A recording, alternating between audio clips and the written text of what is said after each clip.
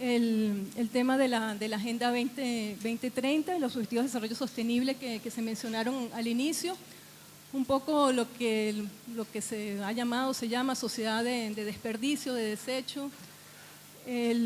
Después entramos pues, en materia, el programa decenal para el consumo y producción sostenible, estilos de vida sostenible, y en lo que yo me voy a enfocar, que es la parte regional. Hay otros colegas, como decía, que probablemente pueden complementar un poco más los aspectos globales y la historia de los programas.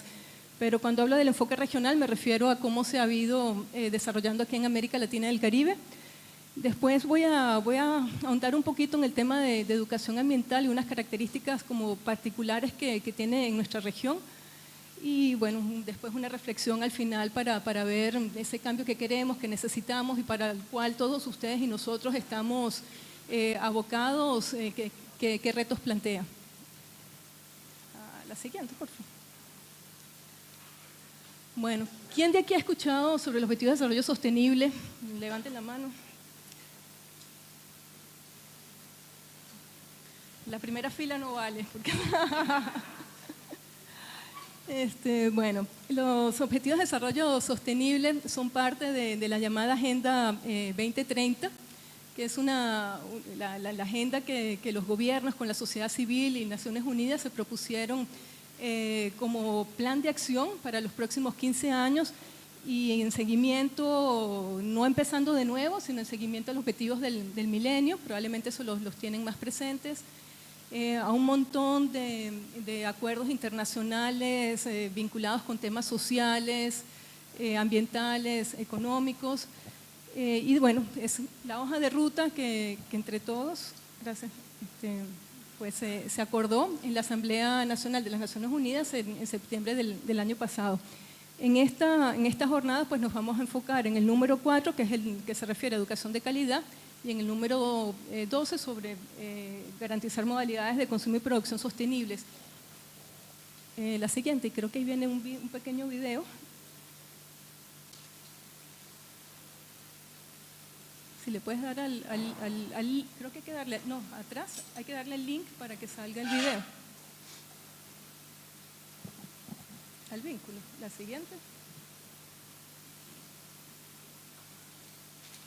No, la siguiente, donde dice YouTube. Si le dices a YouTube, en el YouTube está, bueno, si no tienes que agarrar el link directamente.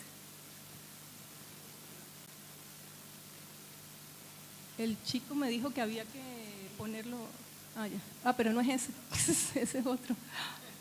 Tienes que copiar ese.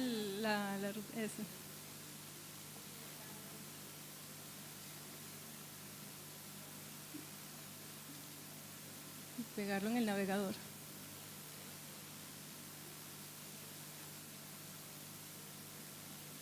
Porque no sé si se escucha, tiene la cornetita.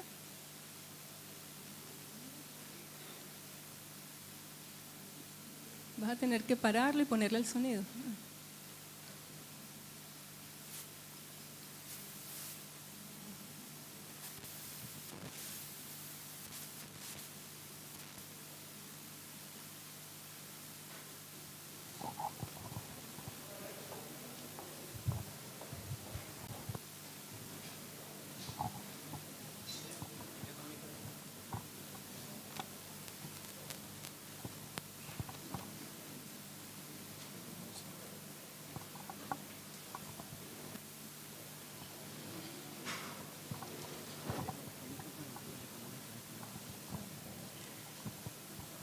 No suena, ¿no?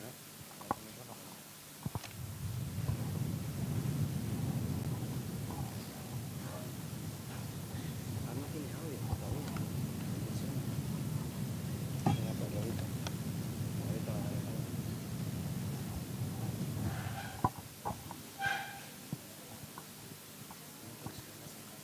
Bueno, si no, páralo, déjalo allí, porque si no…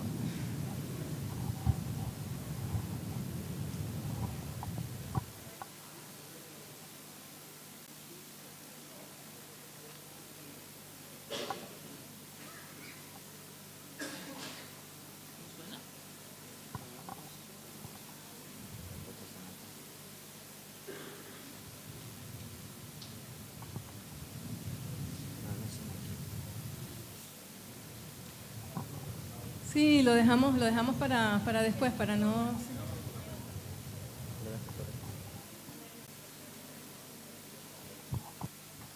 Si puedes volver a la presentación, por favor. A la presentación. Bueno, en todo caso era una forma así muy sencilla de explicar los 17 objetivos de desarrollo sostenible, que en realidad son 16 y uno medio extraño, que es el de las modalidades de implementación. Y esos 17 objetivos tienen a su vez metas. Las metas en total son 169 y a su vez esas metas hay unos indicadores globales que han sido formulados también por principalmente la Comisión de Estadística de Naciones Unidas y son casi 240, 241. Y lo que buscan todos estos objetivos, con sus metas y con sus indicadores, es que en el año 2030, es decir, a la vuelta de la esquina, es decir, en 14 años, pues se haya logrado una sociedad más justa, un planeta donde los recursos naturales tienen un estado de mantenimiento adecuado, donde tenemos unas sociedades más inclusivas, sin violencia. ¿El volumen ahora? Ok. Vete para atrás. Bueno. Son 5 grandes objetivos que, para recordar, son 4 P's: la prosperidad, el planeta con su integridad, la paz y las personas, ¿no? Que se haya acabado con la pobreza, con el hambre, y todo eso a través de alianzas, unas alianzas con todos los sectores, los gobiernos, con personas como ustedes, los estudiantes, la academia, representantes de las comunidades, agricultores, con todos, ¿no? No es una tarea que es para los gobiernos únicamente, como se decía en la introducción. Y el objetivo 4, entonces, el de educación de calidad, me voy a referir básicamente a la meta 7, que se refiere a la educación para el desarrollo sostenible. ¿Y por qué? Porque esa es la meta que habla también de los estilos de vida sostenibles. Y el indicador que tiene para que de aquí al 2030 se haya logrado es el siguiente. ¿Le puedes dar, por favor? Disculpen que está en inglés, pero para saber o para entender cómo vamos a llegar al 2030 con esa meta, pues está planteado que se logre transversalizar la educación para el desarrollo sostenible, la educación para la ciudadanía global, en las políticas de educación, en la currícula de las escuelas, de las universidades, en la educación de los propios profesores, que los profesores, los docentes también sepan enseñar el desarrollo sostenible, y después en las evaluaciones que se hacen a los estudiantes. La siguiente. Y el otro objetivo, que es el objeto que vamos a estar viendo en esta jornada, es el de consumo y producción sostenible, y de aquí nos interesan 2 metas. La número 1, que se refiere a la aplicación del marco decenal de programas sobre modalidades de consumo y producción sostenible, y la número 8, la siguiente, por favor, que se refiere al tema de educación, que las personas en todo el mundo tengan un mínimo de información y conocimiento para mejorar estos estilos de vida y producción, y sobre todo en armonía con la naturaleza. La siguiente. Sí, bueno, un poco por qué estos objetivos y por qué estas metas. Y es lo que se ha llamado la sociedad de desperdicio, la sociedad de desecho. Aquí doy 2 ejemplitos muy sencillos, pero seguro que a ustedes se les ocurren muchísimos más. Hay esta cifra de que el 30% de toda la comida de nuestra comida la desperdiciamos. O sea, el 30% de la comida se desperdicia. Pero aquí también lo interesante es ver que de ese porcentaje hay una gran diferencia entre el desperdicio que se da en países desarrollados y el desperdicio que se da en países en vías de desarrollo. Y tenemos que en Europa, Norteamérica y Oceanía, más o menos un promedio de 95 a 115 kilos por persona por año es lo que se desperdicia por persona. En cambio, en África, por ejemplo, la cifra es infinitamente menor, ¿no? de 6 a 11 kilos. Obviamente, pues detrás de todo hecho hay unas brechas gigantescas de condiciones económicas y sociales, ¿no? La siguiente. Y bueno, aproximadamente, por ejemplo, 4 o 6 millones de toneladas de plástico se vierten en nuestros mares, en nuestros ríos.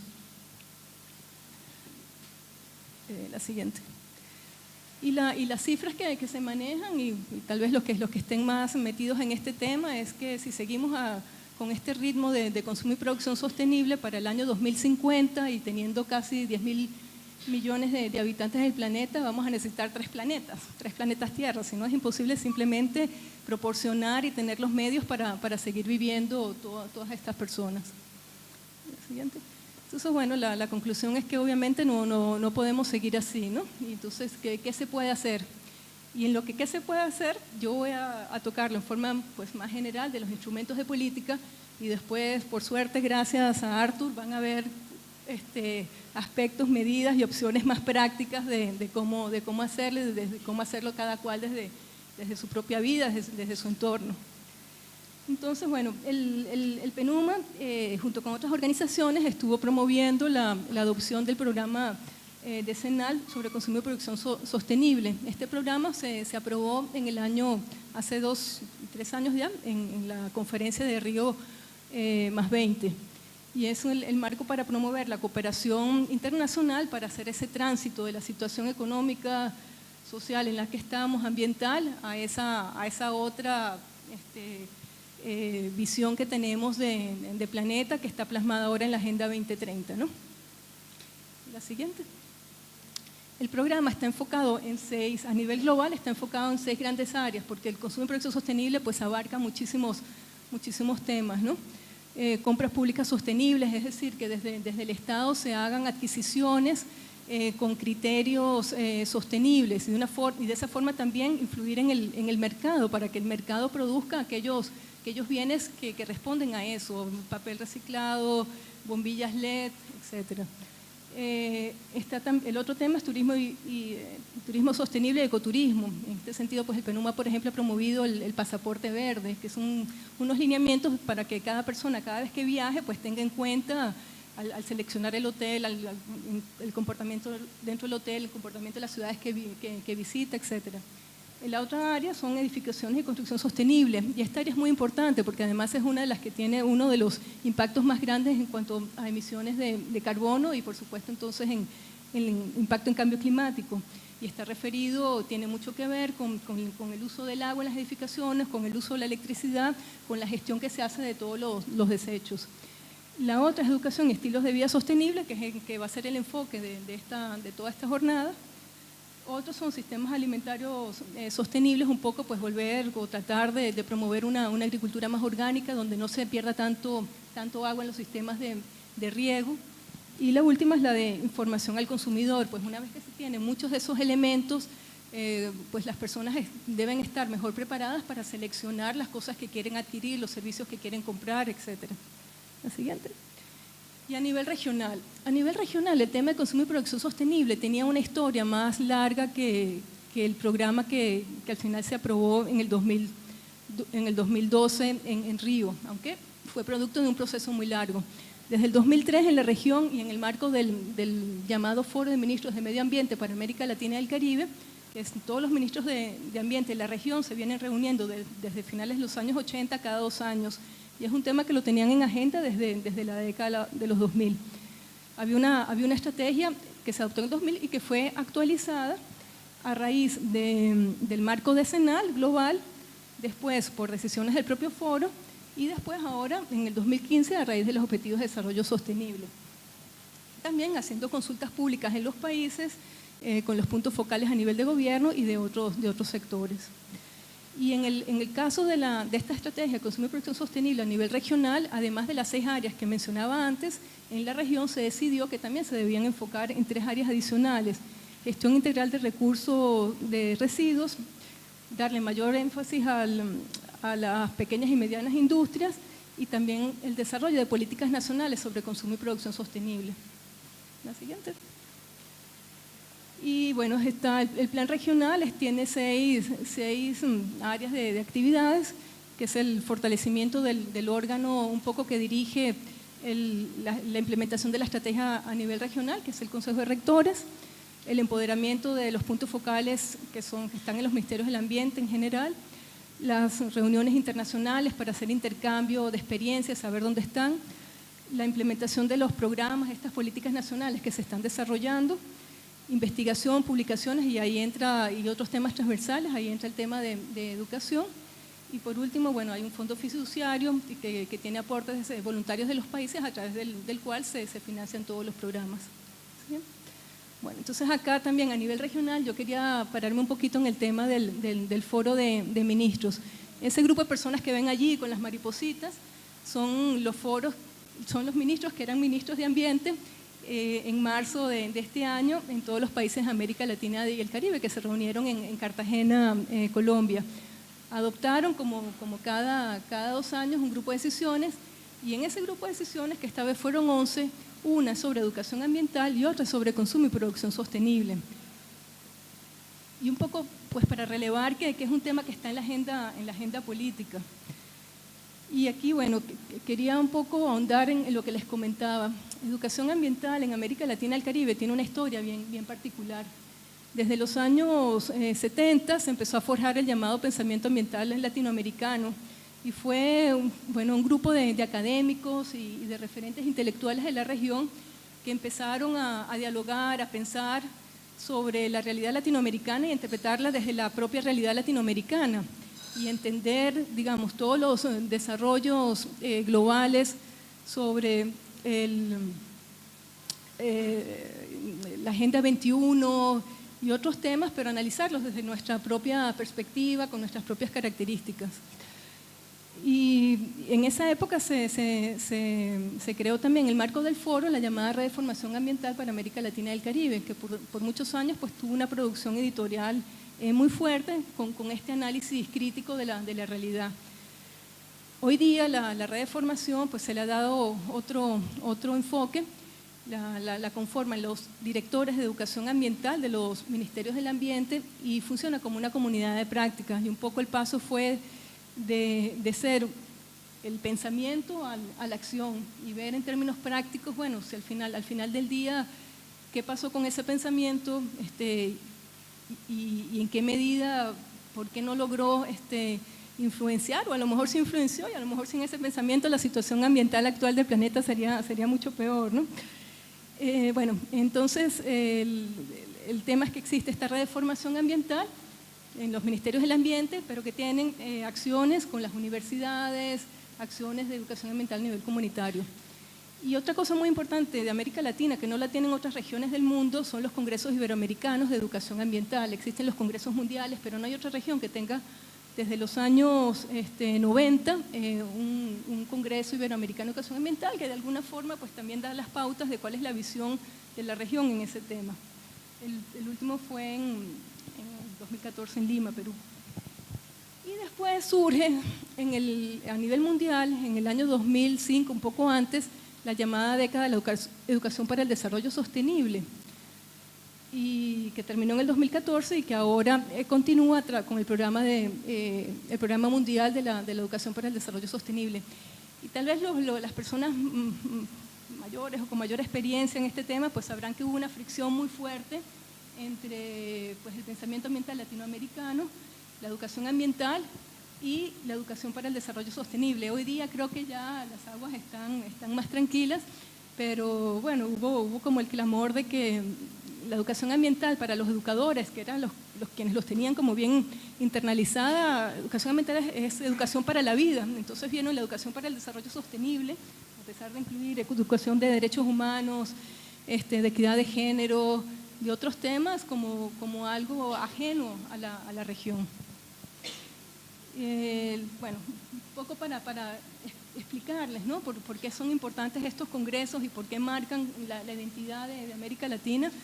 En la Declaración de Lima del último Congreso Iberoamericano de Educación Ambiental, pues se dice que la educación ambiental, desde su perspectiva transformadora y política, y el tema político se repite constantemente, es una dimensión indispensable para vivir en plenitud. Esto exige que sea un poco el buen vivir de Bolivia, el equivalente, y esto exige que sea integral, sistémica, transversal, contextualizada, proactiva, prospectiva y con equidad biosférica. Bueno, ahí se incluye de todo, ¿no? La siguiente. Bueno, y ya para terminar, nada más faltan 2 diapositivas, pues hacer un poco la comparación en lo que tiene la estrategia regional del programa de consumo y producción sostenible con su plan de acción en términos de educación. Y después vamos a ver lo que está para educación ambiental dentro del foro y básicamente pues viendo las sinergias que hay y cómo trabajamos juntos. Entonces, en el tema de educación y estilos de vida sostenibles, en la estrategia de consumo y producción sostenible está planteado incluir temas, módulos, cursos, estudios de grado en la currícula de las escuelas, de las universidades, de los programas informales. También está promover la educación para el consumo y producción sostenible de la mano con la década o ahorita con el Programa Mundial de Acción para la Educación Sostenible, promover campañas comunicacionales que lleven a esos cambios de actitud y empoderamiento de la gente para lograr las actitudes distintas y el desarrollar indicadores que puedan medir cómo vamos cambiando. Y del lado, la siguiente, y del lado de la educación ambiental, pues van a ver en lo que se decidió en este último foro y donde tenemos las sinergias con estilos de vida sostenibles, es que se haga una sistematización de las experiencias de educación ambiental con enfoque integral, que se hagan también capacitaciones, entonces pues vamos a hacer capacitaciones conjuntas desde la visión educación ambiental y educación y estilos de vida sostenibles. El diálogo de saberes también es un tema común, que se entienda que el conocimiento no es más el conocimiento científico, sino que hay conocimientos en las comunidades, conocimiento tradicional que también es importante integrar y que sea parte de este cambio de actitud. Y bueno, otro tema que está en la parte de educación ambiental es hacer las sinergias con todas las secretarías de los convenios ambientales que existen y que tienen también consideraciones sobre educación. La siguiente. Ya, lo último, bueno, ahí está como un poco para la reflexión final, pues la paradoja por un lado de decir sí, todos queremos un mundo justo, pacífico, igualitario, y por otro lado, pues también, ya sea por el bombardeo que recibimos o ya sea por nosotros mismos, también queremos pues tener un nuevo celular o queremos tener nuevas películas, etcétera. Entonces, yo creo que cada momento cuando uno sale a la calle está un poco con esa ambivalencia, ¿no? Si no se tienen los principios y los valores y la visión bien clara de a dónde queremos ir y cómo queremos ir. La siguiente. Bueno, entonces, pues tenemos que cambiar y con esto termino. Termino con un dibujo de un niño de Panamá, que vive en una isla que se llama Cunayala y es un trabajo que hizo el Ministerio del Ambiente de Panamá que se llama Ecoliteratura a partir de los pensamientos de los niños.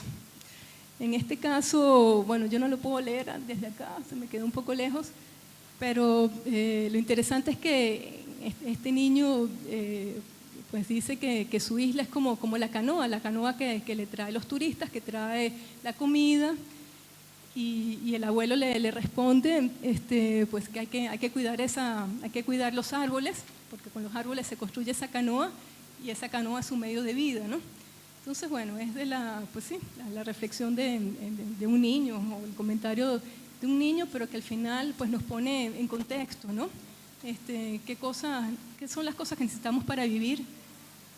¿Cómo nos relacionamos con nuestro ambiente para poder mantener esa conexión? Y cómo hacemos para que se mantengan en el largo plazo, ¿no? Que se mantengan los árboles para tener la canoa y para tener la isla. Y si volvemos a la caricatura que estaba antes y para que en el mar no haya, para que las gaviotas no tengan que comer plástico permanentemente, ¿no? La siguiente. Bueno, recapitulando, la siguiente. Bueno, gracias y como les decía, pues este trabajo lo lidera mi colega Adriana Zacarías y bueno, yo llevo más la parte de educación ambiental, pero trabajamos de conjunto. Así que bueno, gracias por su atención y quedo a disposición.